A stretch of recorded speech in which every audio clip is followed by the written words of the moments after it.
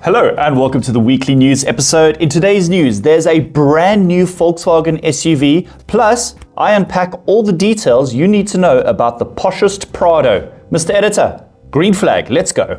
Think of a car, any car. Yes, Cars.co.za. Let's find what moves you. First up, this interesting looking Volkswagen SUV. This is called the Tayron. Now, Volkswagen is positioning this thing as a brand new standalone model that will replace the Allspace. Now, if you weren't already aware, the Allspace, which is now discontinued, formed part of the Tiguan lineup. So you would have Tiguan, Tiguan R, Tiguan Allspace, one family tree.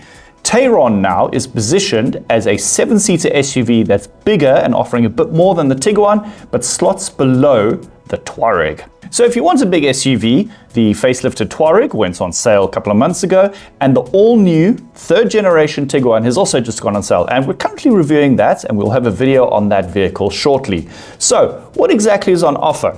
So I've gone through our article, and there's no localized information, and this is a little bit frustrating, but I mean, it's still too early to tell. The car's only coming in a couple of months' time. But from what I can see, the European market gets mild hybrid petrol 1.5s with flagship diesels and 4Motion coming later. There's also going to be your higher output petrol turbos as well.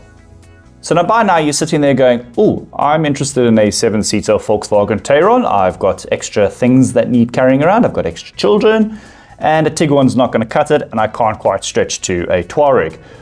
What's happening? When can I place an order? So I go through the details here, and it says local launch third quarter of 2025.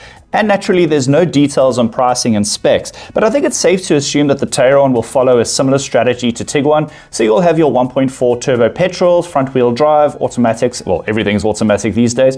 You'll have all those models at the lower end, and then following on, there'll be 2-liter TDI plus maybe a 2-liter turbo petrol and 4Motion in the higher end of the range. Now, of course, pricing is what you're going to be interested in, and unlike most manufacturers which release pricing for their markets right away, South Africa is in the interesting position where we're subject to exchange rate fluctuations, so there's a lot of planning. So we like to get pricing pretty much as the vehicle launches in South Africa. But for what it's worth, the Tiguan Allspace, if I go through the Cars.co.za website, 690,000 Rand all the way up to 916,000 Rand. But I think we're going to see the Tayron positioned a little bit high up. Let's just remind you that the facelifted Touareg starts at around 1.4, 1.5 million. So there's some scope there for a fully equipped 7-seater Tayron, 2-liter diesel, 4Motion to come in at about 1.2. Now, yes, it's a lot of money, but this is a brand new car, and of course, inflation and time will pass and so on. If fingers crossed I'm wrong. I like it when I'm wrong, because obviously you, the consumer, will benefit. Now, based on this first look, and I'm sure my talented editor will put some gorgeous footage of the Tayron driving around some spectacular European roads, I think this is a really good looking car.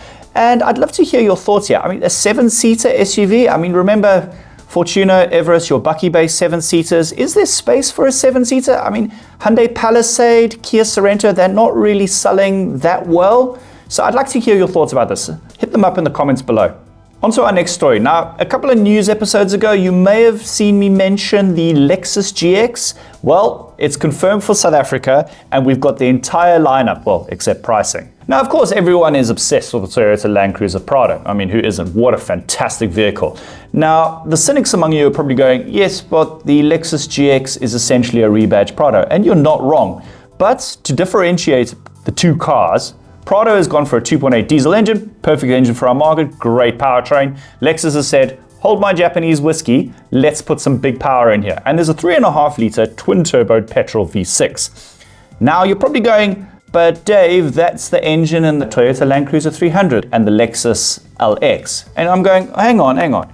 Cleverly, Lexus has dropped the power a bit. I mean, you don't want to stand on too many toes. Don't give customers the option to go, oh, why should I have that when I can have that for similar money and it's the same thing? No, that doesn't work. So, outputs, 260 kilowatts, 650 newton meters, and a 10-speed automatic gearbox. What exactly are we getting? So I've gone through the South African lineup. This is what we're getting. There'll be 4 derivatives spearheaded by this. This is called the Overtrail. I mean, what a cool, badass off-road name.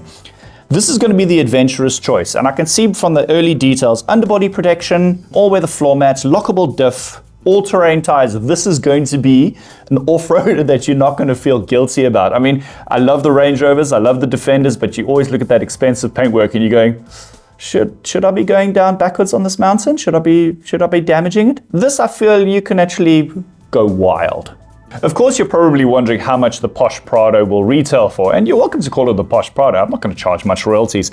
And it's too early to button down the numbers. The vehicle's only coming here in March 2025. But you can look at the Prado and the Lexus RX for reference. So, a Prado, diesel power, mind you, priced between 1.3 1.46 million, according to the Cars.co.za new car guide, and that comes with your 2.8 diesel. The GX, however, comes with that punchy V6 biturbo petrol, and if you consider it against the flagship Lexus RX, that's 2.5 million. So if you had to say, Dave, how much does the Lexus GX550 cost? I'm going to put my hands on the block and go, GX550, 1.7 million. That wraps up this week's video. As always, I'll link all information on the brand new Volkswagen Tayron and the Lexus GX550 in the description below.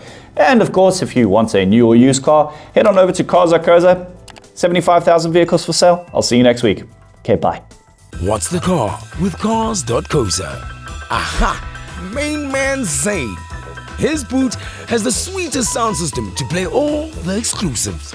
Whoa! Now think of a car. Any car. Yes, we have it. Cars.co.za. Let's find what moves you.